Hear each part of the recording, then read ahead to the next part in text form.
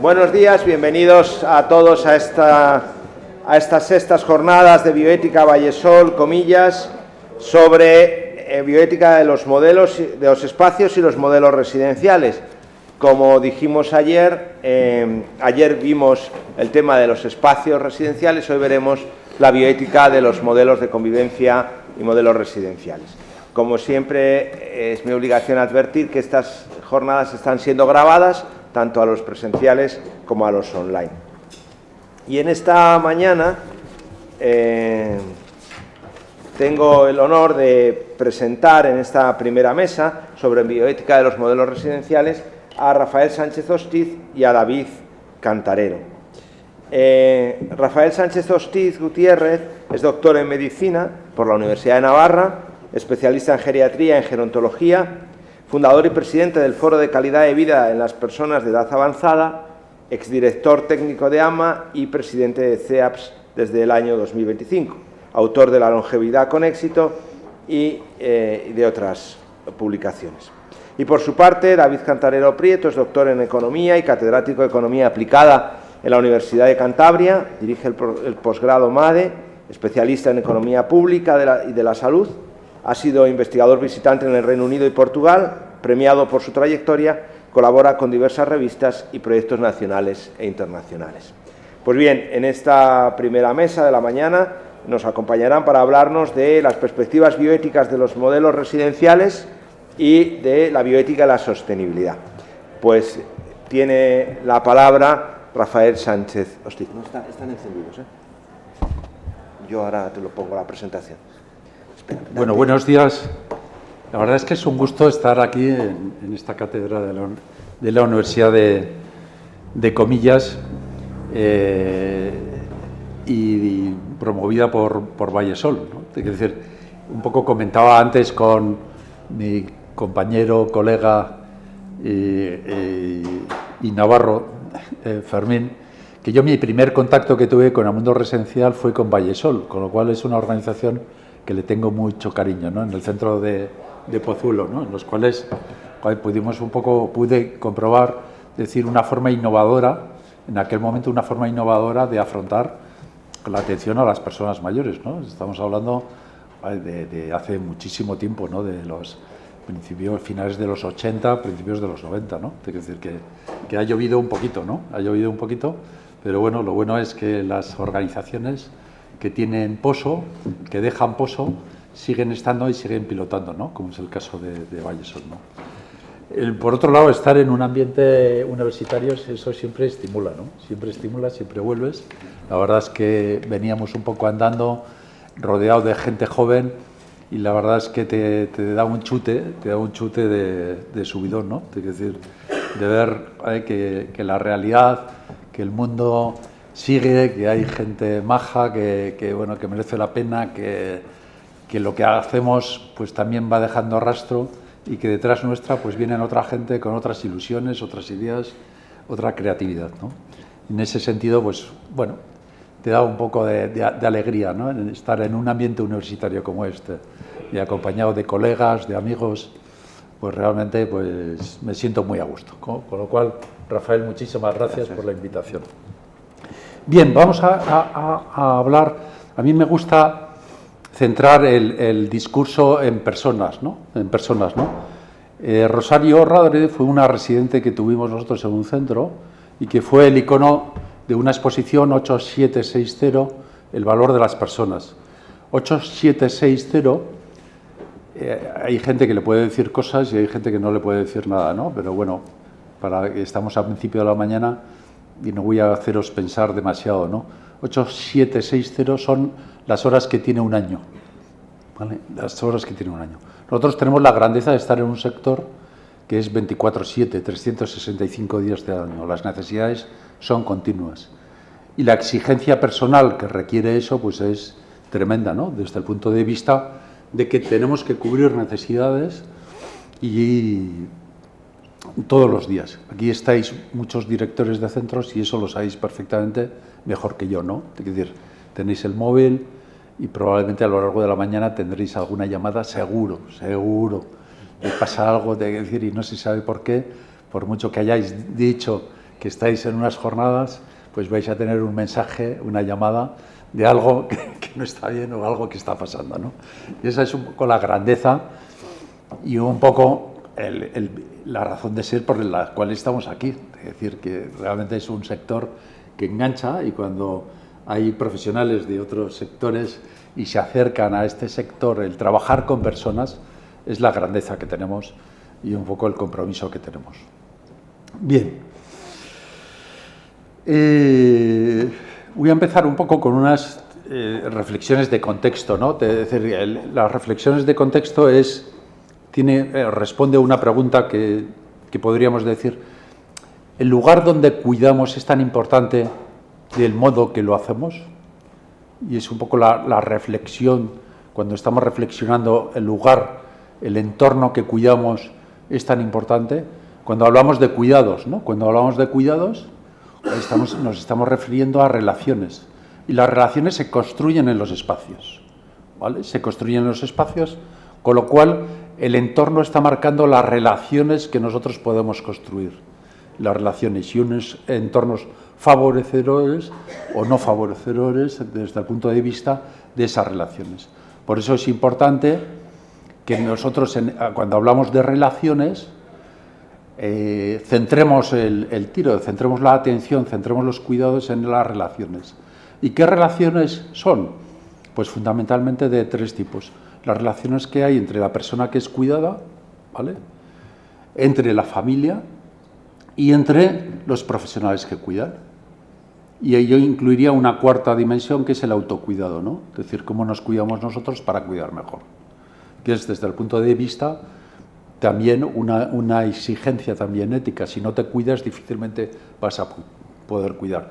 Y eso lo decimos de cara a los cuidadores informales, a las familias, pero tiene todo el sentido de todas las personas que estamos aquí, el cuidarnos, que es esa prevención. Pero esa relación que la marcamos entre persona cuidada, persona que cuida y familia, para mí es esencial desde el punto de vista que está marcando el territorio, está marcando el entorno en los cuales se desarrolla esa acción de cuidar. Y eso tiene muchísimas dimensiones desde el punto de vista que tiene que ver no tanto en el domo, en el dónde se realiza el cuidado, sino en el cómo y el por qué se realiza ese cuidado. Y esa es la dimensión de grandeza que nos da, ¿no? Tenemos que poner el foco no tanto en la persona, se está hablando muchísimo de la atención centrada en la persona, es decir, sino pondremos el foco en la atención centrada en las relaciones. Esa persona, ¿qué relaciones tiene desde el punto de vista con esos cuidadores, con esas familias, y esos cuidadores con esas familias? Es decir, ¿cuántas veces hemos tenido una visión un poco de enemigo, ¿no?, a la familia, ¿no?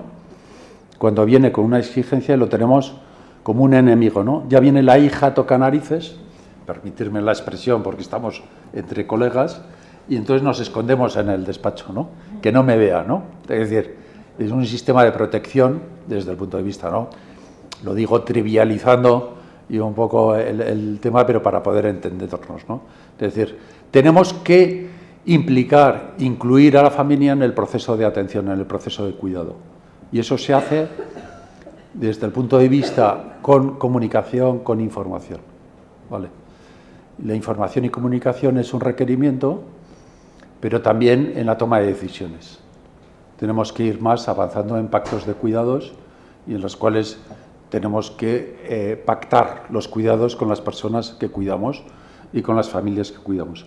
Es la forma de tener una visión ética de la relación. El conocimiento y la información por sí no es una participación, es simplemente, y eso lo vemos en los comités, en los consejos de participación, en los cuales se forman como informativos, ¿no? Pero realmente esa persona puede tomar decisiones, porque ahí está el quid de la cuestión, es decir, hasta qué punto nosotros estamos dispuestos a renunciar hasta nuestra cuota de poder, ¿no?, de relación de poder. El que una persona usuaria o una persona familiar, ¿no?, es decir, familiar, puede tomar decisiones respecto a la forma, el cómo, el dónde, el cuándo es cuidado. Y esa es la gran dimensión y el trabajo que tenemos que desarrollar. Por eso yo pondría el foco no tanto en las personas, que sí que hay que poner el foco, que hemos avanzado mucho desde el punto de vista de las dimensiones, sino poner el foco en las relaciones, es decir, qué relaciones se establecen en estos tres pilares, sin olvidar el cuarto, ¿no?, del autocuidado.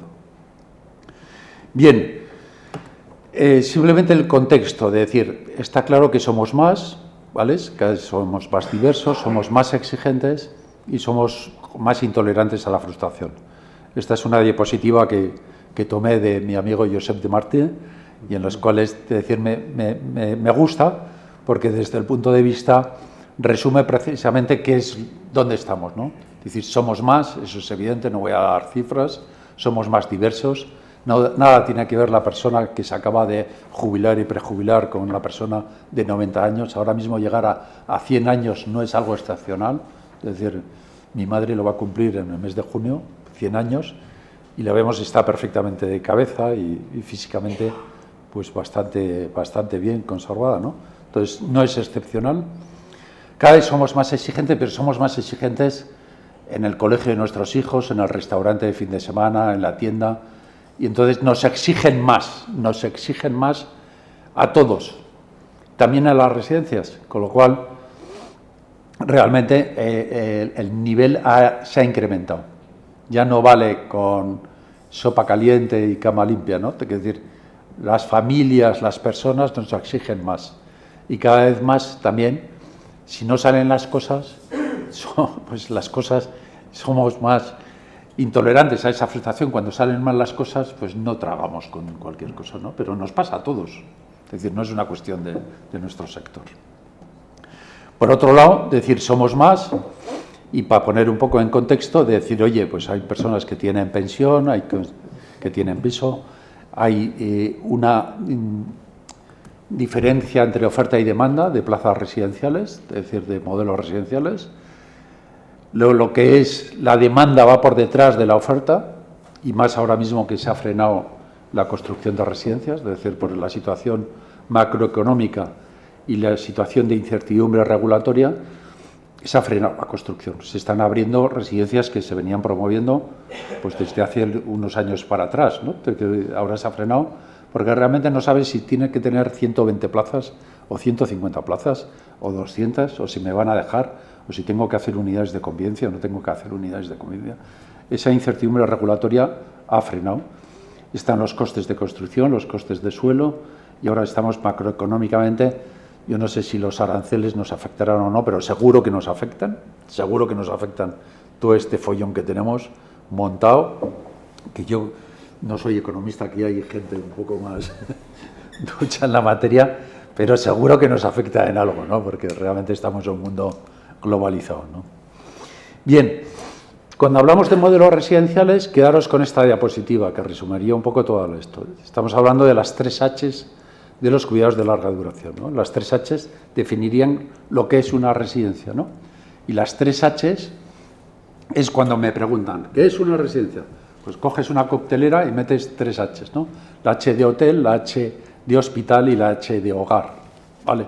Y la H de hogar. Tú y agitas, y dependiendo de si has metido H minúscula o H mayúscula, te saldrá una residencia más hospitalaria, más hotelera o más hogareña.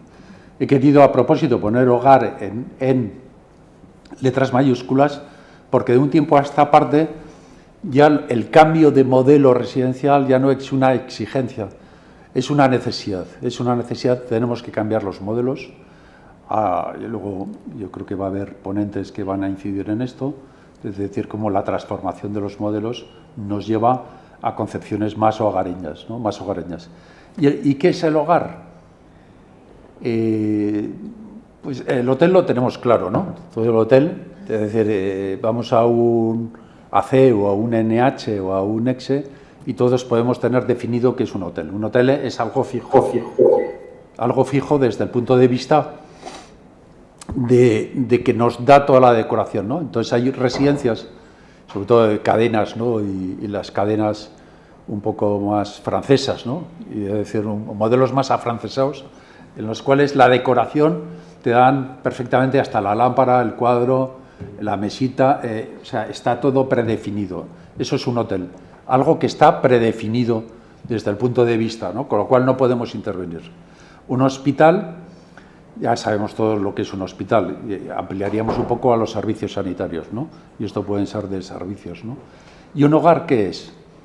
Uno es de donde nace o donde pace. Y esa es la reflexión, es decir, un hogar lo vamos creando las personas que vivimos en un entorno. Y lo define el entorno y lo definen las personas. Y un hogar lo hacen las personas, con lo que es algo fluido, algo en constante cambio, porque nuestros residentes van cambiando. Con lo cual, si queremos hacer una residencia hogar, tenemos la gran dificultad de adaptar los entornos, ¿vale?, a esas personas, y no las personas a un entorno predefinido. Y eso es un hogar. Y un hogar se construye, lo construyen las personas, con lo cual tiene que tener esa flexibilidad, que es una de las características que marca el hogar. Las normas la marcan las personas. O sea, yo cuando llega a casa, esta noche cuando llegue a casa, probablemente una de las cosas, porque tengo la manía, es de abrir el frigorífico, ¿no? Es decir, tengo esa dificultad. Luego, pues, oye, pues probablemente me ponga las zapatillas de estar por casa, etcétera. Cenaré con mi mujer, bueno, compartiré un poco las experiencias de estos días por Madrid, ¿no? Pero son mis normas, son mis costumbres, son mías, ¿no? ¿Hasta qué punto las organizaciones estamos dispuestos a tener esa flexibilidad y ese equilibrio, ¿no? Porque en un entorno institucional realmente tienes que buscar ese equilibrio entre lo que es esa flexibilidad y lo que es una organización viable y sostenible, ¿no? Porque si no sería el caos, ¿no? Sería el caos. Sí que es cierto que cuando haces organizaciones, unidades más pequeñas, la flexibilidad puede ser mayor que centros grandes. Entonces, bueno, no va a incidir en ese punto, ¿no? Los cuidados de larga dirección se construyen, ese hotel, ese hospital, ese hogar, meterlo en la coctelera y luego, ¿qué es lo que sale? Sale una estructura, un entorno, un edificio, ladrillo, madera, cristal, ¿vale? Las personas son también estructura, ¿no?, de una plantilla que tenemos, pero lo he querido diferenciar porque es la parte esencial de nuestro sector, ¿no?, lo que son las personas. Y luego los procesos, cómo hacemos las cosas, ¿vale? Y eso definimos los cuidados de larga duración. Cuando hablamos de modelos residenciales, metemos un poco en la coctelera todos estos agentes, todas estas dimensiones, y nos podrá salir distintos modelos dirigidos a personas dependientes o a personas autónomas, ¿vale? El marco regulatorio lo tenemos, ¿vale?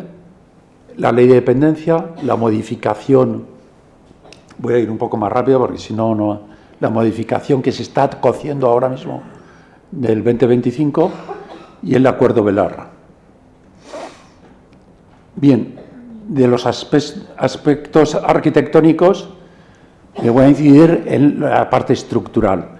120 plazas, ¿vale?, y 65% de habitaciones individuales, ¿vale?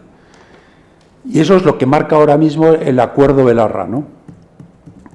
El acuerdo Belarra ha quedado en papel mojado, es decir, y hay comunidades ya ahora mismo, venía de Valencia, que están hablando ya de 150 plazas. En Navarra fue muy gráfico cómo determinaron las 130 plazas, ¿no? 130 plazas, me decía algún político, se juntaron en una cafetería antes de entrar en el Parlamento y dice, oye, ¿cuánto crees que tiene que haber? 120, 140, no, 140 parece mucho, hombre, 100 parecen pocas, bueno, 130. Y entonces pusieron 130, ¿no? Esa es el pacto de Navarro, ¿no? Te quiero decir que dentro de los... Bien. ¿Qué son los modelos residenciales? Los modelos residenciales es esa coctelera y nos encontramos, voy a pasar porque también Josep va a incidir en modelos residenciales, voy a pasar más rápido en esto. Nos vamos un poco a aspectos de la atención centrada en la persona, eso es lo que está marcando ahora mismo la época de decir, luego cambiarán, otra filosofía. Bueno, esa percepción tan individualista muchas veces nos hace perder el foco, ¿no?, como decía, en el mundo de las relaciones, que realmente es lo importante, ¿no?, en los cuidados son relaciones. la alternativa a Edén. A mí me parece básica de decir este enfoque de Bill Thomas desde el punto de vista de las 3 plagas que matan a las personas y cómo esto lo podemos referenciar en la soledad no deseada, en el aburrimiento o el sentimiento de inutilidad. El Dream House Project, que al fin y al cabo son mini residencias autónomas, es decir, que estaríamos un poco en el extremo norteamericano de crear lo que son esas mini residencias con cierta autonomía, ¿no?, en el funcionamiento interno, ¿no?, en los cuales hoy de 10, 12 personas alrededor de un entorno pues pueden convivir. Aspectos intergeneracionales, los centros sociosanitarios, es decir, desde el punto de vista, hay que tener en cuenta que la edad media de ingreso en un centro residencial se sitúa por encima de los 83 años. La esperanza de vida sin invalidez son 2-3 años, ¿vale? 2-3 años. ¿Eso qué quiere decir? Que la gente llega con una situación de complejidad clínica muy elevada, muy elevada. Y desde el punto de vista de la parte de hospital está ganando peso dentro de las organizaciones. Es que es inevitable desde el punto de vista que la parte de hospital gane. ¿Por qué? Porque el perfil de ingresos es el que tiene, desde el punto de vista de... Bien, ¿qué principios bioéticos y el entorno de la organización? Y estamos hablando, me voy a centrar en 6 principios en los cuales hay un documento clásico, ¿no?, de las residencias, son lugares donde vivir, en los cuales ya tiene más de 30 años, pero nos trae un poco al hilo las dimensiones que tenemos que ser capaces de evaluar, ¿no? En primer lugar sería la dignidad, ¿no?, el valor intrínseco que tenemos todos, ¿no? ¿Qué aspectos más negativos podemos evaluar? Pues, hombre, tenemos el uso de baberos uniformes para todas las residencias, para todos los residentes, pues no tiene que ver con la dignidad, o para mí no tiene que ver con la dignidad, ¿vale? De acuerdo que hay que tomar en unidades de deterioro cognitivo, realmente, porque si no se ponen un poco como un... Es decir, pero busquemos, seamos creativos, y no pongamos el mismo... Yo en una de las residencias despedimos a una peluquera porque cortaba a todo el mundo igual el pelo. Y entonces teníamos toda la residencia, todo el mundo con el pelo igual, con el mismo tinte y el mismo corte, ¿vale? Y eso parecía más, pues, la inclusa, ¿no? Es decir, dijimos, joder, esto no puede ser, ¿no? Entonces, hay cuestiones muy sencillas. Oye, pues pongamos baberos diferentes, no tienen que ser iguales a todos, ¿no? Es decir, que son cuestiones que podemos actuar nosotros mañana cuando vayáis a vuestro centro, ¿no? El trato infantilizado, las rutinas impuestas, es decir, hay que levantarse a las 9 por decreto, frente a los tratos respetuosos, ¿no?, en la vida y en la muerte, ¿no? La muerte normalmente la tratamos muy poco y es un elemento muy importante desde el punto de vista del final de la persona que ha estado con nosotros, ¿no? Es decir, cómo termina con nosotros, ¿no? Entonces yo creo que tenemos que trabajar mejor todo lo que rodea la muerte, ¿no? O las sujeciones cero, ¿no? Es decir, que ya el propio acuerdo Belarra, ¿no? La libertad de elección, la ubicación sin segregación, es decir, que eso en otras épocas, y Josep yo creo que lo vio porque coincidimos como inspectores, lo veías, ¿no?, en instituciones, sobre todo en instituciones religiosas, que tenían celdas de castigo, ¿no? Alguien que se portaba mal lo encerraban, ¿no?, en una celda de castigo, ¿no?, en los cuales veías cuestiones así un poco que ahora mismo serían totalmente sancionables y aparecerían en las noticias, ¿no? Pero realmente hemos visto muchas cosas, ¿no?, de antes que lo veías como normal, ¿no? Desde el punto de vista de la intimidad, el derecho a estar solos sin ser molestados. ¿Por qué tenemos un poco, nos creemos con el derecho de intervenir en la vida de las personas sin pedir permiso? Y eso los profesionales tendríamos que entonar un poco un mea culpa, ¿no? De decir, oye, nosotros aterrizamos en la vida de las personas un poco por la velocidad, realmente sin ser conscientes, ¿no? Tenemos que tener espacios privativos, por eso se están insistiendo en habitaciones individuales, porque la sociedad somos más exigentes y pedimos más habitaciones individuales. Entonces es lógico tener más habitaciones individuales porque, hemos dicho al principio, la sociedad es más exigente. El cierre de puertas, el tema visual, ¿no? Es decir, de esa intimidad, ¿no? Muchas veces tenemos que seguir insistiendo a nuestros equipos de trabajo porque el día a día nos come y vemos como normal cosas que no son normales, ¿no? Es decir, frente a lo que puede ser una actuación, ¿no? El tema uso de cortinas, ¿no? Es decir, tanto en espacios comunes como en habitaciones dobles. El tema de la independencia, ¿no? La independencia como oportunidad de actuar y pensar sin referencia de otra persona, incluso asumiendo riesgos, ¿vale? Es decir, nos obcecamos en el tema de controlar la movilidad de las personas dentro de nuestras organizaciones. Nos obsesionamos, ¿no? Entonces, habrá que ver entornos seguros, pero cierta capacidad de riesgo, ¿no? He reseñado como punto negativo la dependencia inducida por la organización, y este es un factor que deberíamos reflexionar, ¿no? Cómo las organizaciones favorecen la dependencia como necesidad de ayuda. Tú entras en una residencia, independientemente te hacen las cosas.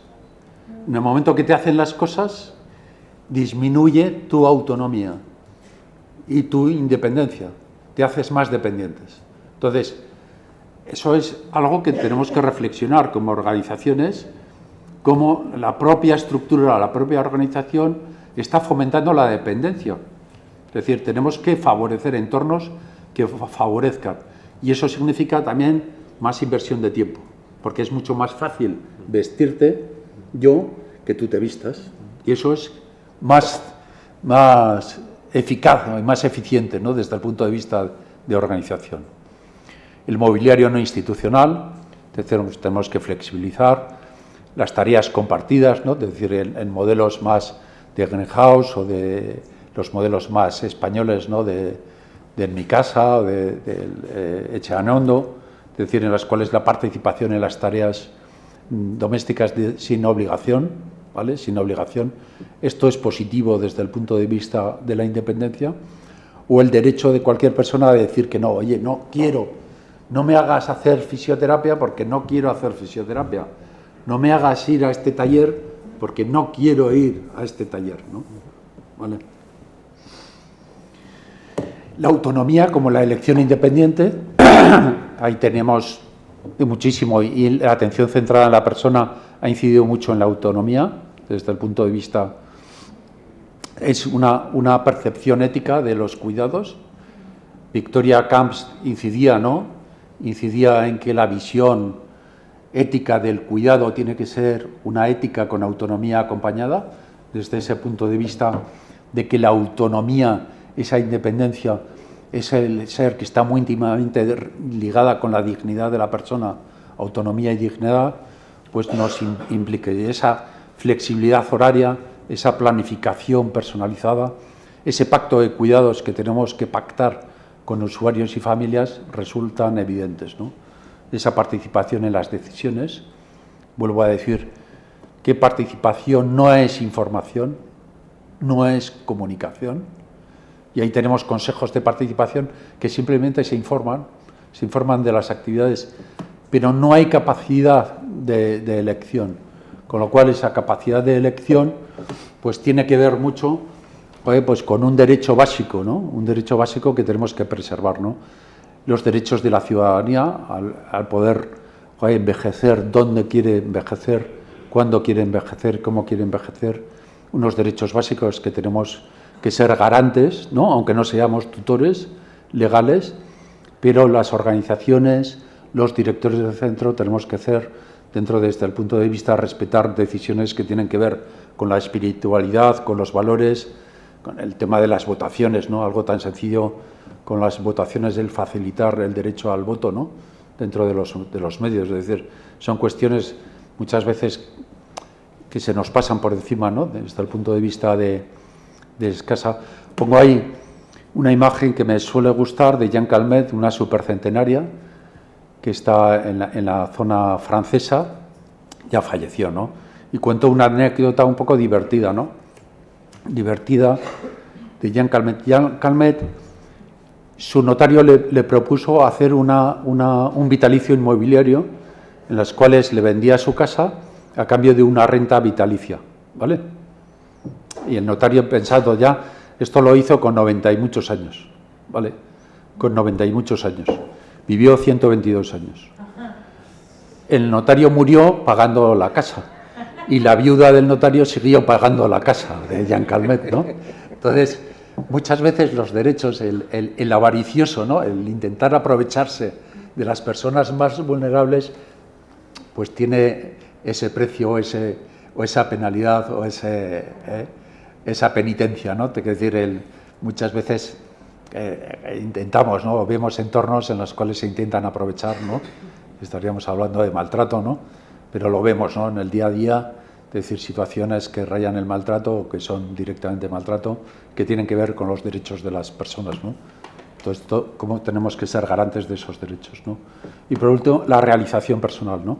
Aspiraciones en las cuales los valores, las habilidades de la vida diaria tienen que ser un poco nuestro punto de guía, ¿no? Te quiero decir, cómo trabajamos proyectos de vida, cómo somos acompañantes, cómo no somos simplemente garantes de unos cuidados y cómo somos acompañantes, ¿no?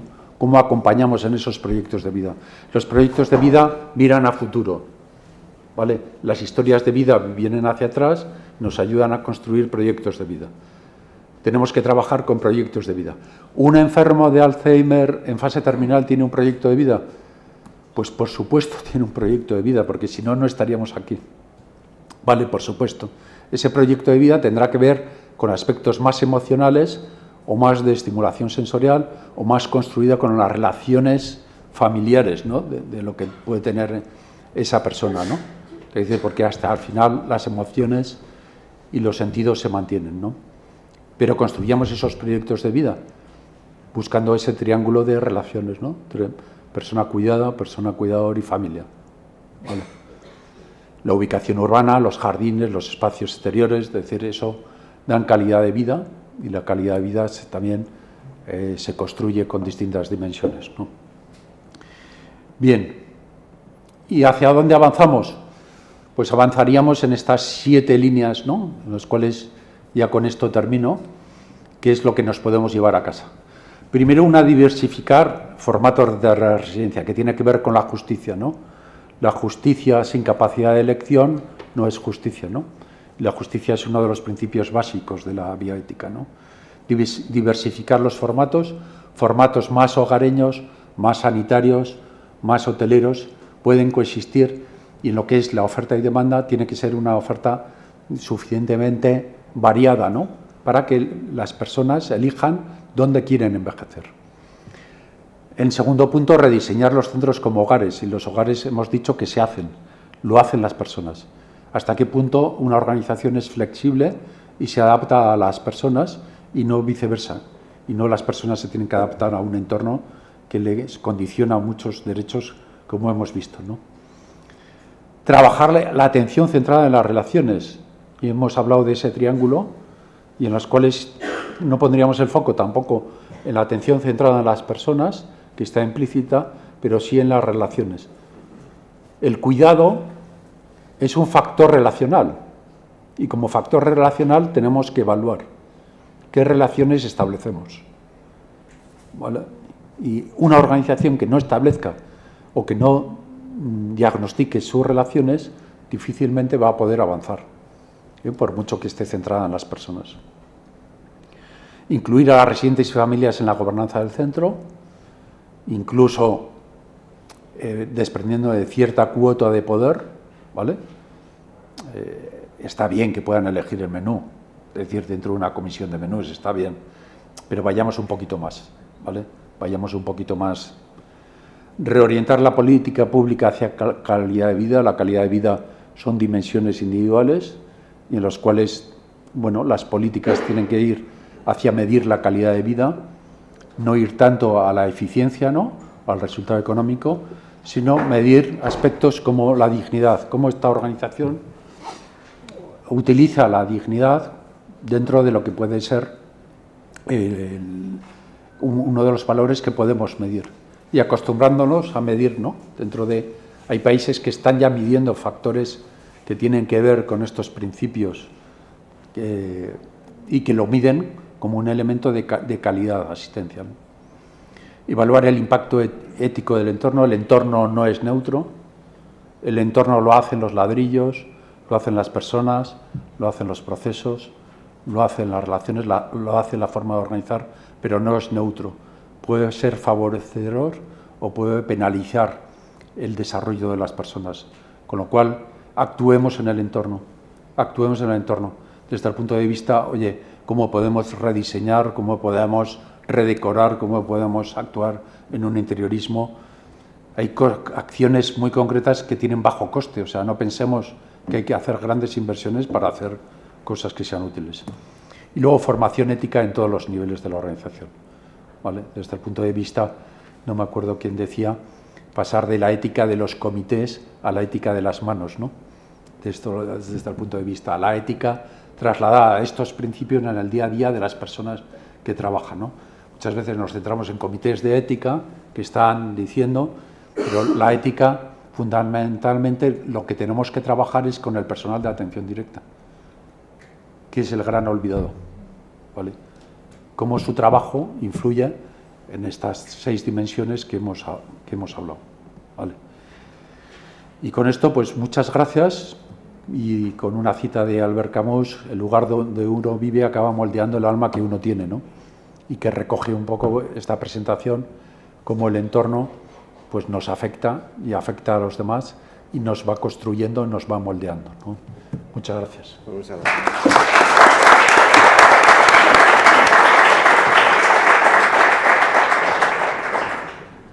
Bien, pues ahora tiene la palabra el profesor David Cantarell. Voy a compartir la pantalla.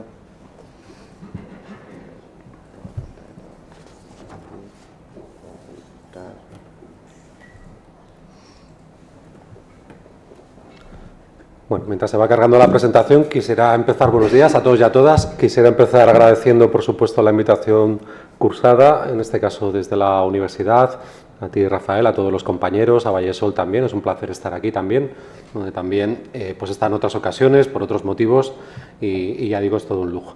Y después, sobre todo, hay que decir después, Rafael, de lo que has comentado en la primera parte de esta charla o este diálogo. Me gusta más la palabra diálogo, conversación, ¿no?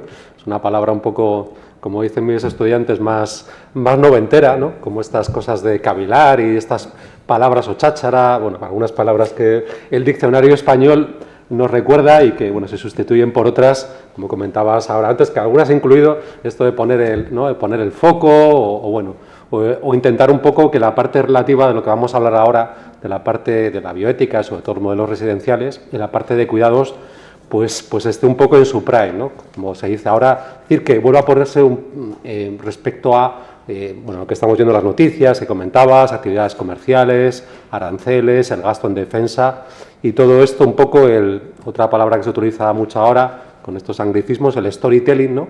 La historia, pues un poco el cuento, el relato, la narrativa, que también va a servir para completar mi presentación junto con alguna cifra, aunque he intentado en ese sentido, como responsable en este caso de la parte económica, como decía Rafael, he intentado contenerme bastante la presentación, pero es obvio que alguna voy a dar, ¿vale? Pero sin entrar mucho en todo ello, ¿vale?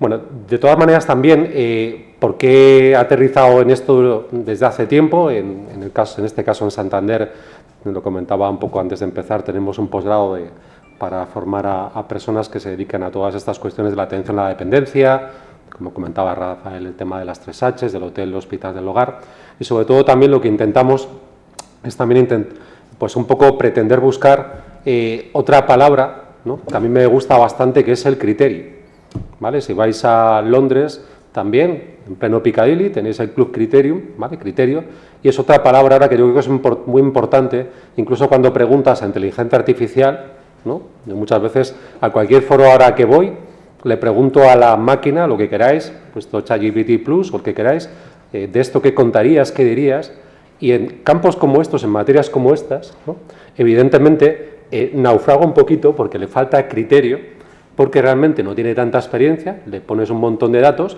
pero en cuanto entras en la parte de, lo comentabas tú bien, Rafael, soledad, definiciones, cifras, encuestas, etcétera. Pero tú te has sentido solo o sola alguna vez o sea, esa sensación, pues yo qué sé, que puedes llegar cuando llegas a una capital, como tú comentabas, y estás en un hotel, el día antes has llegado tarde, esa sensación tú la has experimentado, inteligencia artificial para juzgar, imaginaos, no, ¿vale? Entonces, daros cuenta que también el sistema, igual que cuando fijaos que ya os estoy contando una historia, cuando también veis un montón de anuncios en la televisión a las 10 de la noche, frente a las 3 de la mañana, lo que intenta es, ¿por qué? Porque hay demanda, como tú comentabas, que nos quedemos tiempo. Y el sistema de inteligencia artificial se alimenta con nuestros datos y pretende que nos quedemos mucho tiempo preguntando, a medida que le preguntáis más, va moldeando en este caso lo que queréis, es decir, nos da lo que queremos en ese sentido buscar, ¿vale? Igual que mucha gente ahora no va tanto al psicólogo o la psicóloga, sino que pregunta, por ejemplo, ¿cómo contestaría este mensaje? ¿Cómo diría? ¿Por qué os cuento todo esto? Porque es importante, en el campo que nos ocupa hoy, la parte relativa a ampliar, tener un criterio, tener experiencia, ¿para qué? Para también, a este tipo de herramientas e instrumentos que están aquí, también poder utilizarlos, ¿vale? Bueno, bajo un poco al tema, o el contexto, como decía en este caso antes Rafael, porque sí que es cierto que estamos en un mundo, comentabas antes, yo no tengo ni idea si voy a padecer Alzheimer. Sí que he tenido familiares que han padecido Alzheimer. Pero por otro lado también, como habéis visto en estos días, por ejemplo, donde yo procedo de Santander, el Hospital de Valdecilla, también hay investigadores que con este tipo de test, ahora que desarrollan, van a poderte, igual que habéis visto con conocidos actores, ¿no?, poder predecir hasta qué punto vas a padecer Alzheimer. Lo querríais saber, va a implicar unas necesidades de dependencia. Daros cuenta que para esto, nosotros en Cantabria, modestamente, no lo han hecho muchas comunidades autónomas, hemos hecho una proyección que lo tenéis, si buscáis necesidades de atención a la dependencia, ahora que se habla tanto de qué pasa en defensa hasta 2030, pues hasta 2027-28 en Cantabria ya tenemos a la población que es dependiente mayor, comparto lo que tú decías, la población con una edad. Eso es un dato, como decimos en economía, eso es algo exógeno. Yo no puedo cambiar ahora la edad que tengo. Tú comentabas el caso de los jóvenes. Tras una clase, cada año eres un año mayor y los estudiantes tienen la misma edad, ¿no? Con lo cual es muy enriquecedor, pero por otro lado también intentas a veces no deprimirte en esa parte, que es una edad a la cual nunca vas a volver, ¿no? Porque en ese sentido también la eterna juventud es algo muy consustancial al ser humano, porque vivir más años, como bien has comentado, nos lleva a otro tipo de problemáticas de segunda generación que tienen que ver con lo que hablamos hoy, ¿no?, la parte de los modelos residenciales. Y, por ejemplo, en lo que os digo, si buscáis simplemente en acceso libre necesidades de atención a la dependencia en Cantabria, vemos demográficamente hacia dónde va y, por tanto, lo que está utilizando allí la Consejería es para su plan estratégico de dependencia y para el número de plazas y cómo son los modelos, esa previsión a varios años, que ojalá existiese, por ejemplo, en muchos lugares, mismamente en sanidad, en salud, que tiene menos participación, por ejemplo, en presupuesto o está menos en salud está más en el prime, en el foco, no nos engañemos, que la parte de cuidados a dependencia, ¿no?, que es la parte, como si dijésemos, el Benjamín o el hermano pequeño. Entonces, ya digo que todo esto es importante, comentabas antes lo del acuerdo Belarra, porque efectivamente estamos un poco viendo hacia dónde va el sistema, pero daros cuenta que la parte de dependencia es, como decimos en economía, es endógena. Eso lo decidimos aquí, en este caso, las comunidades autónomas, el país, pero hace unas semanas que estaba en Alemania lo hace de otra manera, ¿vale? Porque ahora fijaros que van a una gran coalición, se ha dado cuenta que esto de la deuda, fijaros los alemanes, que hay que saltárselo un poco, porque fijaros todo lo que viene y las decisiones que hay que tomar, ¿no? Entonces, bueno, pues en el caso de la dependencia, que es un poco la parte final de mi presentación, daros cuenta que el Ministerio acaba de presentar un informe con la parte relativa a los escenarios. Esto es importante porque si preguntáis a inteligencia artificial muchas veces os da una respuesta concreta sobre algo, ¿no? Pero daros cuenta que vivimos en un mundo de no certidumbre, ¿vale? Veis, suben los aranceles no sé cuánto, comentabas ahora, pero en una negociación también hay sobreactuación. Yo también me puedo decir que me suba al alto de la montaña para que luego me bajen, como dicen los chavales ahora, bájate 4, ¿no? Entonces, para llegar a algo intermedio. Y también si entras muy fuerte a la negociación, ¿vale? Entonces, en este caso, fijaros que es muy interesante en ese informe que tenéis disponible, si lo queréis consultar, que la estimación de trabajadores puede llegar hasta 1,1 millones en 2030. Después también, si veis más allá del documento, lo que en todos los escenarios aboga por un incremento significativo el número de plazas residenciales, hasta ahí bien. Fijaros que eso, hablabas antes del tema de cómo se puede coger plato en la mesa, porque si no estás sentado metafóricamente en la mesa, es que el menú eres tú, ¿no? Entonces, la parte de cuidados y dependencia para los modelos es importante que tengan esa cuota mayor de poder o de presencia en la agenda, porque fijaros que la situación demográfica que tenemos es la que es y, por tanto, se necesita, bueno, más parte relativa a cuidados, más financiación, pero fijaros que compite con la parte de pensiones, compite con que ahora nos dicen más gasto en defensa y unos nos dicen que tenemos que llegar al 5% del Producto Interior Bruto, que no sé si alguien ha hecho cuentas, pero eso es básicamente lo que nos gastamos en sanidad pública en este país. En dependencia, desde luego, estamos muy lejanos a eso, ¿vale? Pero daros cuenta que, mientras tanto, como las pequeñas píldoras, esto no sé si es lo que llegará, pero es un poco el contexto. Ya sé que como economista también social intento darle, bueno, pues un contexto de, como decías, de 24/7, ¿vale? Comentabas antes del hotel, pero el hotel muchas veces, ya según llegáis, aparte de haber pagado, ¿vale?, en algún momento también os pide la tarjeta por si acaso hacéis algún gasto anticipadamente.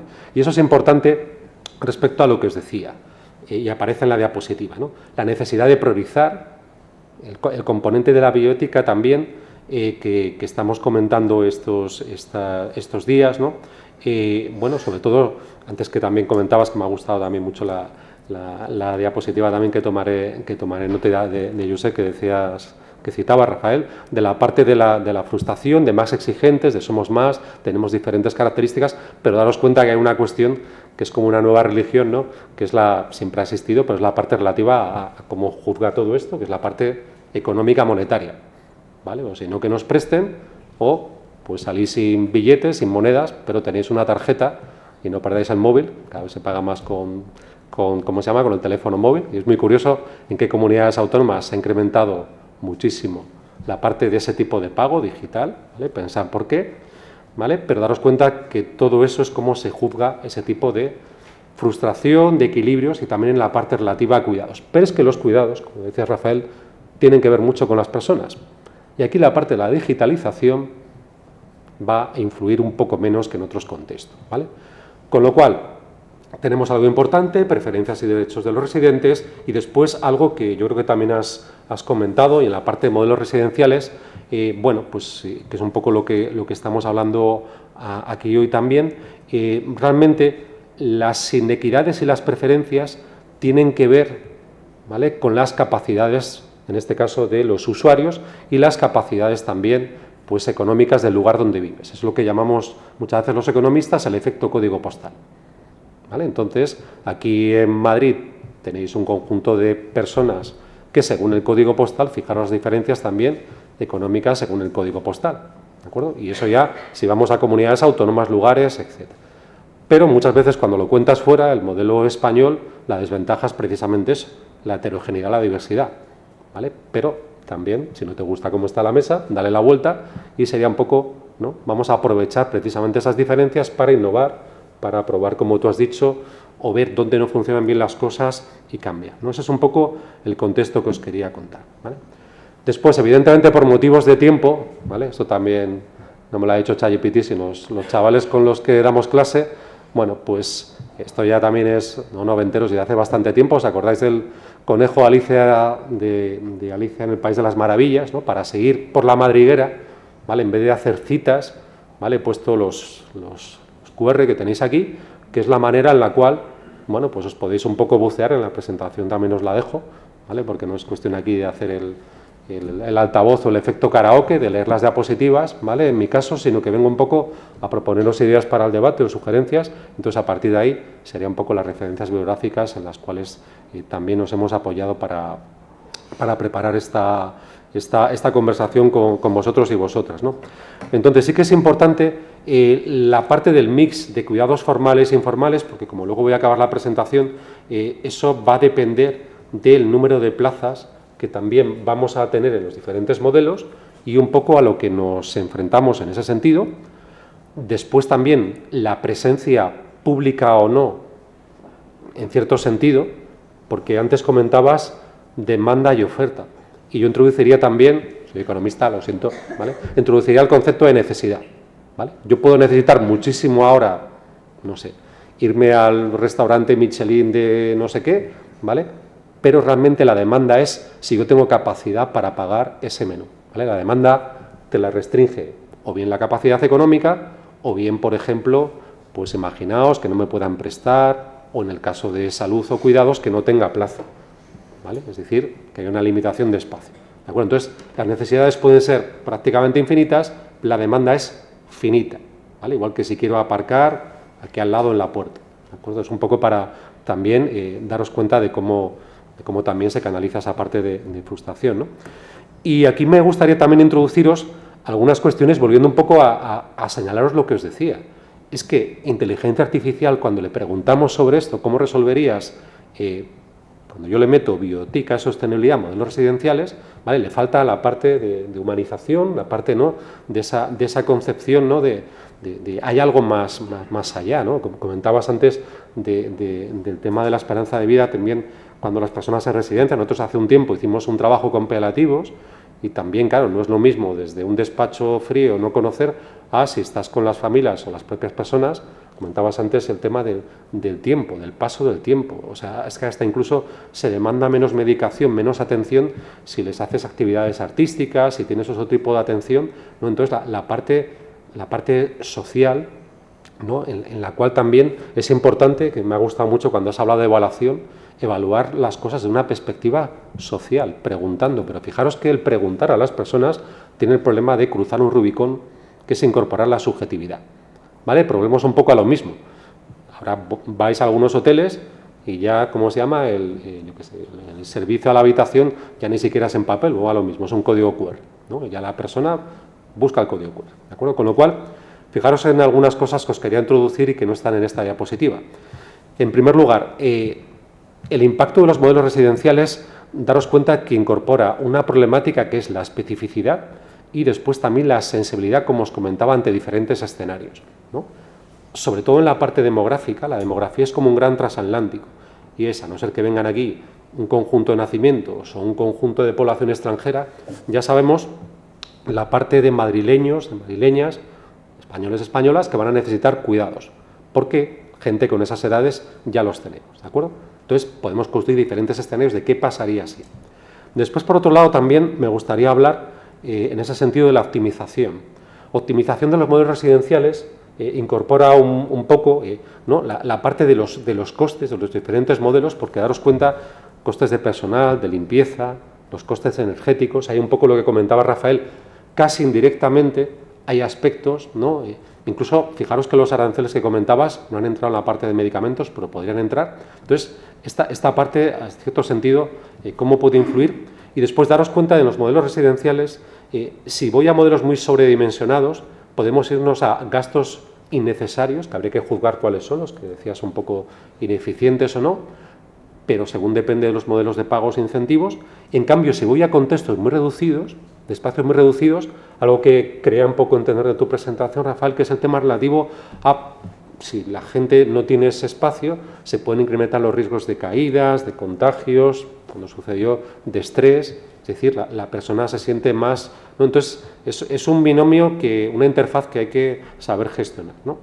Después también el tema claro, en los modelos residenciales, bueno, me estaba hablando de la siguiente diapositiva ya, aparte de estas ideas de modelos más tradicionales, centrados en personas, o mixtos o dilemas comunes, esto que comentaba antes de modelos más privativos, con más intimidad frente a la seguridad, daros cuenta que también la adecuación a las normativas, ¿no? Esta parte de la simplificación, de menos burocráticamente, pero también volvemos a lo mismo, que ahí coincido contigo, podemos decirlo en el diálogo, lo decidimos las personas, ¿no? El contexto normativo, lo que es la parte relativa, y después la posible imposición de sanciones, de multas, etcétera, un poco todas esas restricciones, ¿vale? Es lo que se llama, hablabas antes de poder, pues está el poder fuerte, te pongo una sanción, ¿vale? Aquí venís con el coche y no puedo meter el coche con la etiqueta, ¿vale? O la disuasión, que sepáis que si lo hacéis puede pasar esto, ¿de acuerdo? No quiero recaudar muchas multas, lo que quiero es disuadir que se haga, ¿de acuerdo? Después también, en este tipo de modelos, si por ejemplo hay incluso más colaboración público-privada. Daros cuenta que si se quiere, ¿no?, la parte económica, atraer inversión y financiación, al final hay que intentar caminar hacia modelos más sostenibles, pero fijaros de nuevo, ahora que de repente os habéis despertado un día, nos hemos despertado un día y nos hemos dado cuenta que, bueno, pues que se puede hacer actividades comerciales con Vietnam, que resulta que es Estados Unidos frente a China y Europa, somos 300 y pico millones de personas, pero somos un convidado de piedra entre dos grandes conglomerados, ¿no? Pues la idea de si, por ejemplo, aquí primamos más modelos sostenibles frente a, pues, irnos hacia otro tipo de valores o de cuestiones, ¿no? Y después algo importante en el campo de la inversión, que es conseguir un alto ROI, ¿vale?, que es en inglés el Return of Investment, el retorno de la inversión. Es decir, hasta qué punto en la parte relativa a este tipo de modelos se consigue una inversión, pero no solamente desde el punto de vista privado, una tasa de retorno, sino desde el punto de vista social. Es decir, preguntando en este caso a las personas que están en estas, por ejemplo, en estas residencias, en este tipo de modelos ¿no?, que un poco son distintos según las comunidades autónomas, porque eso ayudaría bastante a la toma de decisiones. Estoy de acuerdo contigo con el tema de que a veces las cosas se ponen en un café o en una... También el tema esto en Estados Unidos hablaba hace tiempo de esta idea de si bajas los impuestos recauda más, que se lo pusiera una servilleta, pero al final también daros cuenta que es importante cuando se hacen todo este tipo de informes o análisis, cifras, el anclaje.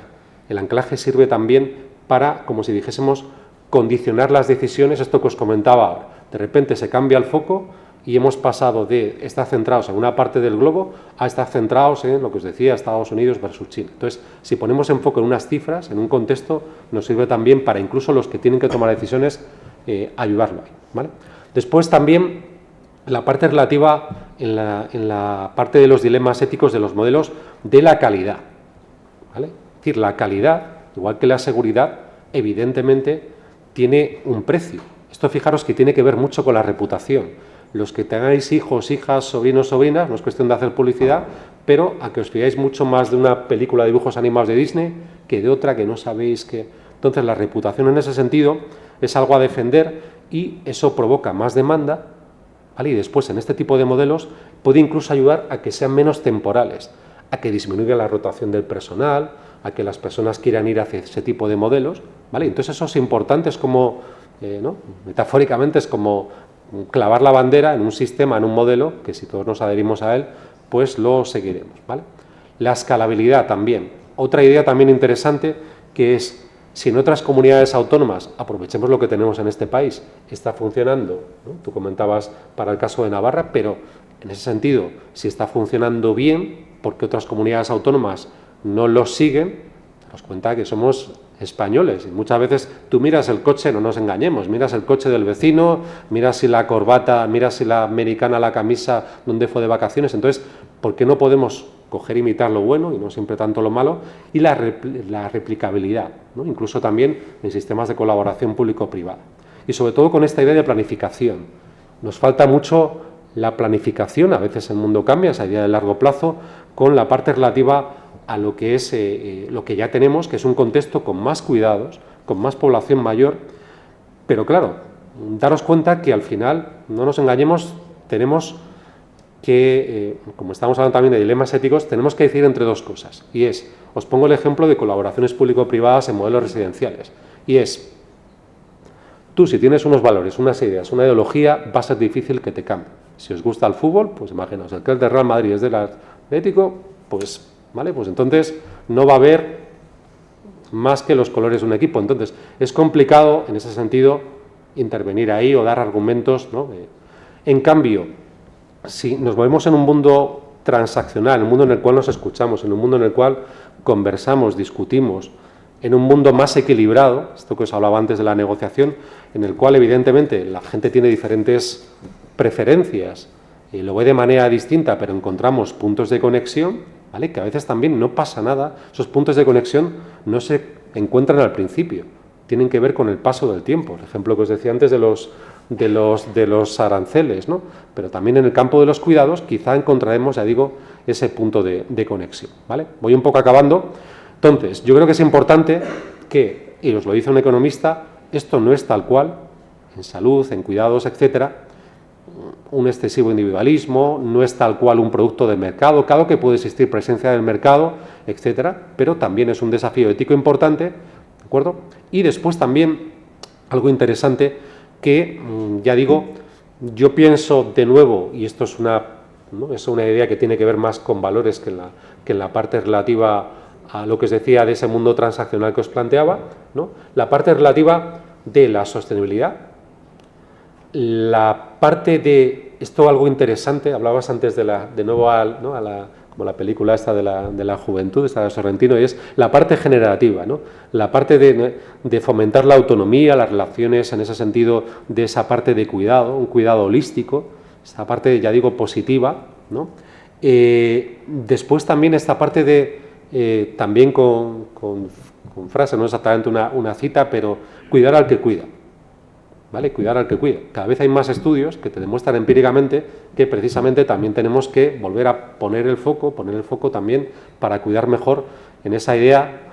Ahora dentro de unas semanas se llegará al Tour de Francia, como dice Perico Delgado, el corredor fatigado, ¿no? La fatiga del cuidado, ¿no? Se necesita más reconocimiento y lo que os comentaba antes, ¿no? Incluso más reconocimiento de las personas que cuidan en ese tipo de modelos, ¿no? Lo que os decía antes, está muy bien que yo os diga que la previsión o el Ministerio es de 1,1 millones de empleos en esa vía, pero realmente pues a uno le gustaría también, ya digo, que eso estuviese más reconocido, etcétera. Los cuidados también, fijaros que esto siempre que os salen de personalización, dicen, los cuidados deben estar personalizados, igual que yo quiero una vivienda personalizada, en el fondo, voy a utilizar la palabra cortina de humo, en el fondo, detrás de la personalización, si yo quiero que esta corbata sea la única para mí, implica a veces a lo mejor que vaya a costar un poco más, porque nadie la va a tener igual que yo.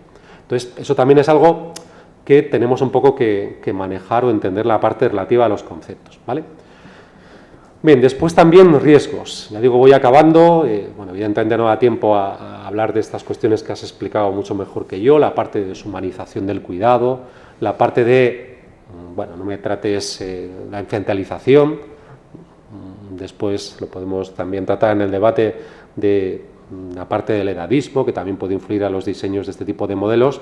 Y después también la parte de bueno, no es una cuestión en este caso, ¿no? de un poco lo que es la resiliencia o modelos que sean resilientes, que se adapten a este nuevo contexto de envejecimiento, porque si no, al final nos encontraremos con situaciones en las cuales tengamos cierto colapso, ya digo, independientemente de que pongamos un poco de nuevo todos estos temas, ya digo, en el foco. Si no trabajamos la ética de reconocimiento, al final se siguen perpetuando estereotipos en ese sentido, ¿no? Y bueno, pues en ese sentido, ya digo, la publicidad es la primera que los crea. Cumples 50 años, ¡pum!, pasamos al siguiente. Ya no hace falta llegar a los 80 años, que es cuando entras en la residencia, sino que estamos incluso fomentándolo así, pero volvemos un poco a lo mismo. La publicidad no es la que está tomando las decisiones públicas, es la que quiere que compres determinados tipos de productos o modelos, ¿de acuerdo? Bueno, esta cultura del cuidado, la ética relacional, es en ese sentido, yo también que por motivos laborales me correspondió en ese sentido también hace unos días en Holanda, es un compromiso colectivo en esta parte, y fijaros un poco, creo que para que me dé tiempo, entonces os hablaba, me salta una diapositiva más, esta parte que os decía del ROI, del Social Return of Investment, crear valor de los cuidados.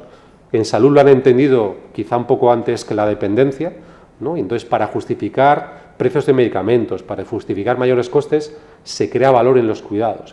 Es algo bueno para la sociedad. La gente vive más años. Bueno, pero también el cuidado tiene un valor.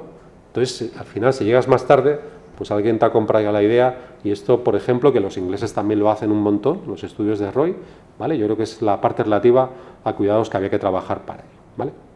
Bueno, ya digo, esta parte de los costes de los cuidados, ya os dije que es bastante reducida, lo ha contado también Rafael, un 0,9% del Producto Interior Bruto a cuidados de larga duración, pues fijaros que, como os comentaba, es pues prácticamente pues 6 veces menos de lo que se gasta en salud, ¿vale? Y entonces es algo también interesante a tener en cuenta, ¿vale? Algunos informes. Digo, voy a pasar a la última diapo si queréis para que nos dé tiempo un poco a hablar en todo ello, si están suficientemente integrados, la bioética, etcétera.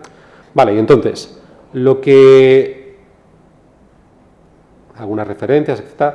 Pero la parte con la que iba, a acabar, es la parte relativa a daros alguna... He intentado contenerme, con esta acabo, Rafael, la parte relativa a las cifras, ¿no? Entonces, fijaros un poco, si fuésemos, para acabar ese storytelling, más allá de cuidar bien, justo y sostenible, al impacto económico que nos puede venir con los modelos de cuidados, independientemente de cómo utilicemos. Entonces, haciendo un pequeño ejercicio, fijaros, como os comentaba Rafael, tenemos una población mayor de en torno a un 20% de la población mayor de 65 años, que aunque llega más tarde a la residencia. Entonces, eso es algo, como os comentaba antes, exógeno. Esto es lo que hay, son lentejas, esto es lo que hay. Después, ¿cuáles son los dependientes? Eso lo medimos nosotros, ¿vale? Pero más o menos, como has comentado antes, en torno a un 8 o 10% del total, en torno a unos 4,7 millones, ¿de acuerdo? Y esto es endógeno, igual que es endógeno aproximadamente el gasto medio anual de una plaza, una residencia pública por persona, no sé más o menos en Madrid, pero en torno a 18.000 o 20.000 euros anuales, ¿de acuerdo? Y si vamos a una parte privada, familias, seguros, fundaciones, en torno a 30.000 euros año, ¿vale? Entonces, volvemos un poco a lo mismo, son franjas, etc. Vale, teniendo en cuenta lo que has comentado antes y algunas otras estadísticas que habíamos consultado, de la edad media de ingreso, de la esperanza de vida media, también de los 83 años, en Madrid son de las mayores del país, y en torno a unas 500.000 personas que viven en residencias, que precisan cuidados, lo que has comentado antes también de que eso la hemos visto del número de plazas, etcétera, y el gasto medio que os había dicho aproximadamente un poquito por encima de los 20.000 euros al año, daros cuenta que esto daría una cifra en torno a 11.000 millones de euros. ¿Vale? Bien, si eso, por ejemplo, lo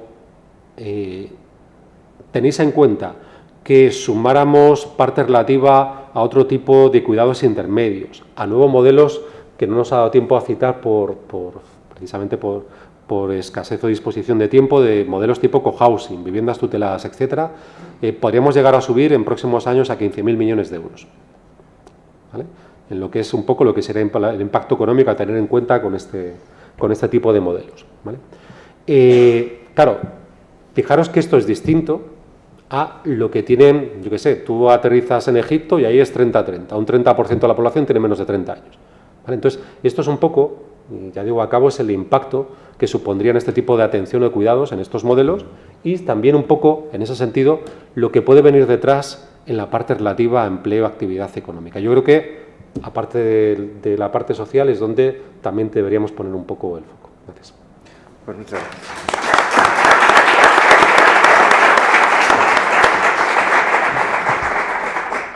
Bien, muchas gracias a los dos, muchas gracias a David, a Rafael por estas intervenciones y tenemos ahora hasta las 12 un tiempo de diálogo, un tiempo de preguntas, por si alguien quiere participar y quiere decir algo, tanto en el chat como los que estemos aquí presenciales.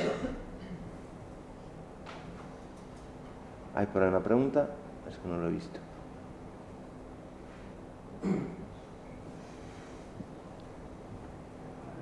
Abajo, en la parte de abajo del micrófono. Ah, ya. Buenos días. Bueno, felicitaciones a los dos ponentes, he aprendido mucho, pero mi pregunta va dirigida a Rafael. Es la siguiente. Estoy totalmente de acuerdo contigo cuando apuntas que el futuro tiene que venir más en términos de ACR que de ACP. Creo que la atención centrada en las relaciones es lo que nos identifica como seres humanos y, en consecuencia, me gustaría pedirte que hagas un poco de futurólogo, que es un poco complicado, pero si crees que, de hecho, lo que ahora mismo se prodiga en la comunicación básicamente pública es que el combinado unidad de convivencia y atención centrada en la persona es el futuro. Yo personalmente creo que es muy difícil rehabilitar todo el parque residencial, financieramente hablando, es complicado, porque no vamos a alcanzar una cuota ni muchísimo menos del 50%. Y en este sentido, como apunte para ver si te sirve para la respuesta, en Guipúzcoa has hecho un estudio donde se han intentado encontrar patrones con significación estadística entre, por ejemplo, la percepción de calidad percibida por las personas usuarias o de satisfacción y las unidades de convivencia. Y no se ha encontrado ninguna. Es decir, cualquier tipo de estructura residencial produce el mismo valor en sentido de satisfacción. ¿Cómo ves en este sentido el futuro? ¿Crees que al final todo pasa porque tengamos más ACP y unidad de convivencia que modelos mal etiquetados como tradicionales y ACR, que es lo que yo creo? Gracias. Muchas gracias. Bueno, realmente el tema de las unidades de convivencia no voy a incidir, ¿no? Porque yo creo que también se va a hablar aquí a lo largo de la mañana y no quiero incidir, ¿no? Yo simplemente dije, la primera unidad de convivencia que vi en España fue en las residencias que estaba la Diputación de Álava promoviendo en los años 90, ¿vale? Entonces, estamos hablando de cuestiones que vienen de los años 90 ya, ¿eh? Es decir, parece que ahora mismo está todo el mundo con las unidades de convivencia, ¿no? Esa reflexión desde el punto de vista de que, oye, cuidar en los cuales personas que tengan un poco necesidades similares, pues parecería lógico pues agruparlas en unidades y unidades más pequeñas, ¿no? Desde ese punto de vista conceptual, pues yo soy partidario de las unidades de convivencia, sin entrar ni cuándo ni cómo, ¿no? Pero lo que a mí me pone un poco el contrapeso, os cuento un poco el ejemplo, ¿no? El ejemplo que tenemos en Pamplona. En Pamplona hay una residencia, la Casa de Misericordia de Pamplona, que tiene en torno a 500 plazas, ¿vale? 500 plazas. 500 plazas. Es una residencia singular. Singular primero porque organiza toda la Feria del Toro y todos los encierros de San Fermín, ¿vale? Es decir, entonces tiene una peculiaridad que la hace única, aunque solo sea por eso, ¿no? Pero la hace única porque es la residencia que desde el punto de vista objetivo da mejor calidad asistencial, genera mayor satisfacción y tiene una lista de espera muy superior, es decir, a otros centros, ¿no? Con lo cual está generando satisfacción, está generando calidad de vida, ¿vale? Una residencia de 500. Entonces, ¿dónde está el secreto? Yo estoy de acuerdo contigo que simplemente el entorno no hace las cosas, ¿no? Hay factores que tienen que ver con la organización, que tienen que ver con el personal, que tiene que ver con las competencias profesionales de esos profesionales que cuidan, que dan un poco la piedra de toque de esa calidad que da ese centro, ese recurso, ese modelo, ¿no? Entonces, la clave que tiene una residencia como la Casa de Misericordia de Pamplona es que está organizada no en una residencia, ¿no? Está en varias, ¿no? Tiene 14 comedores, ¿no? Tiene 14 comedores. Sería algo impensable tener un comedor para 500, ¿no? Te quiero decir, eso en la mili, y yo creo que ni eso, ¿no? Te quiero decir, teníamos comedores de 500, ¿no? Te quiero decir, dar de comer, ¿no? Sería algo absurdo, ¿no? Hablar, ¿no?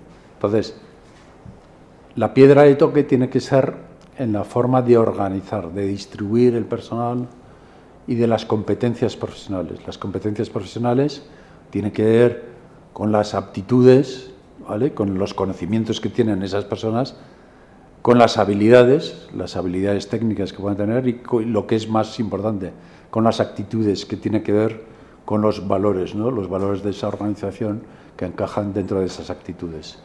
Y entonces, en ese sentido, muchas veces el entorno está superado por lo que pueden ser esas competencias, ¿no? Que compensan también deficiencias estructurales, ¿no? Todos hemos visto residencias en las cuales estructuralmente tenían muchas carencias, pero la satisfacción era muy elevada, ¿no? Es decir, y la gente quería ir y dice, oye, frente a otras jaulas de oro que están vacías, ¿no? Es decir, y eso hay factores pues que un poco nos están dando esa calidad de vida. No sé si te he contestado.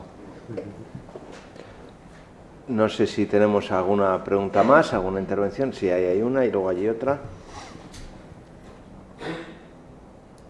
Aurelio López Baraja, de Supercuidadores. Me ha encantado oírte ahora, Rafael, por hablar de aptitudes con P, de habilidades, de actitudes con C. Y en ese sentido, como cada vez la población que atiende en las residencias, cada vez hay más profesionales inmigrantes, mi pregunta va unida con esa humanización que creo que se le debe dar a cada una de las personas.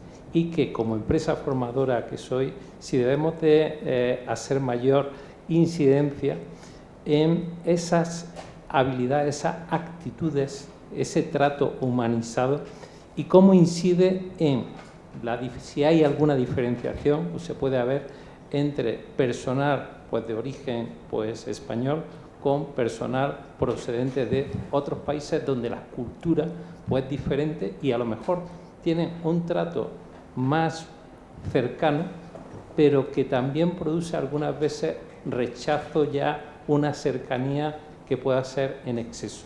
Entonces, ¿hay alguna diferenciación o qué recomendación os podéis hacer a las entidades de formación para lograr que los profesionales sean profesionales en aptitudes con P y en actitudes con C? Bueno, buena pregunta, viniendo además de una organización como la vuestra, que es lo que sí sois profesionales de la formación, ¿no? Es decir, que formáis probablemente muy bien a muchísima gente, ¿no? Indudablemente el factor de migración es clave, ¿no? Me contaban una anécdota de una residencia en las cuales había cuidadores filipinas, ¿no? Es decir, en las cuales preguntaron por la señora no sé cuántos y la cuidadora, que era filipina, yo no entiendo de moda femenina, ¿no? Pero hay uno que es Punto Roma, ¿no? ¿No? Es una marca Punto Sí. Roma. Y entonces contestó, sí, ahora mismo a la señora Roma le acerco a la... ¿no? Que desde el punto de vista, había leído en la chaqueta lo de Punto Roma y era la señora Roma, ¿no? Desde el punto de vista, como el idioma, pues un poco condiciona, y eso es evidente. Entonces, lo que es oído es obvio. Nosotros, ¿dónde vivimos? En Latinoamérica, ¿no? Latinoamérica tiene que ser las personas que nos van a cuidar a nosotros, ¿no? Van a venir están viniendo de Latinoamérica desde el punto de vista algo natural, en las cuales existen una confluencia en muchos países de Latinoamérica. Latinoamérica es muy diverso, ¿no? Pero hay muchos países, como puede ser el mismo Ecuador o Colombia, ¿no? Es decir, en las cuales tienen una cultura del cuidado que desgraciadamente nosotros hemos pedido, y en los cuales son profesionales muy bien formados, y en los cuales con muy poca orientación desde el punto de vista de la realidad local se podrían integrar perfectamente, ¿no? Para mí es básico el actuar en las actitudes, ¿no? Las actitudes tienen que ver mucho con los 6 principios que hemos hablado, ¿no? Es decir, cómo mi día a día y cómo yo puedo evaluarme y cómo puedo evaluar la organización y cómo puedo formar dentro de lo que pueden ser la dignidad de las personas, la capacidad de elección, los derechos, la intimidad, la independencia, ¿no? Y a mí eso me parece básico desde el punto de vista de que poner el foco, que muchas veces muchos programas educativos, es decir, pues un poco carecen, ¿no? Se centran en las aptitudes y en las habilidades, ¿no? Y olvidan lo que son las actitudes. Yo creo que deberíamos un poco invertir más en actitudes, en formar, que realmente es la piedra de toque, el diamante que da una organización y que da un poco el factor diferenciador frente a otras organizaciones, ¿no? Para no acabar como en el Punto Roma, ¿no? Es decir, que sería un poco ya el extremo un poco absurdo, ¿no? Pero sí que es cierto que nosotros tenemos que asumir que nos van a cuidar personas de otros países, ¿no? Y cuanto antes lo asumamos, mejor, ¿no? Y cuanto nuestros gobernantes lo asuman, pues mejor, ¿no? Porque realmente las dificultades que hay ahora mismo son absurdas, ¿no? Entonces es incomprensible las dificultades que hay del aterrizaje de personas de otros países en el sector de los cuidados. Yo realmente no lo entiendo. No sé si quieres añadir alguna.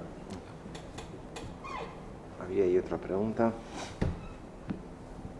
Si me permiten, voy a retomar la pregunta del señor del Centro de Formación para iniciar un planteamiento que voy a hacer, toda vez que he leído también el artículo del señor Joseph, que va a exponer posteriormente, la cualificación de los gerocultores, que es muy necesaria y justamente tiene relación con lo que ha preguntado el señor.